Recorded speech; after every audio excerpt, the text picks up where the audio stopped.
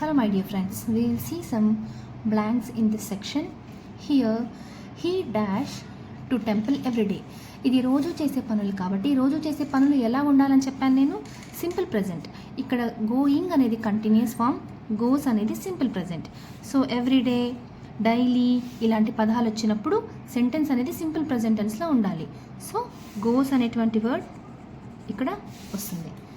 Next one, we dash to movie last night. Last night, last day, yesterday ఇవి వచ్చినప్పుడు verb అనేది V2లో ఉండాలి. ఇక్కడ గో అనేది V1, వెంట్ అనేది V2, గాన్ అనేది V3. సో లాస్ట్ నైట్ వచ్చినప్పుడు ఏం రావాలని చెప్పాను? V2, vent. So we went to movie last night. Next, she dash come just now.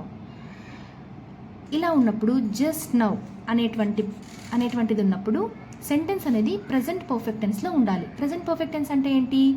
Have కానీ, హ్యాస్ కానీ, హ్యావ్ కానీ వస్తుంది. ఇక్కడ షీ అనేది సింగిల్ సబ్జెక్ట్ కాబట్టి హ్యాస్ అనేటువంటిది వస్తుందన్నమాట.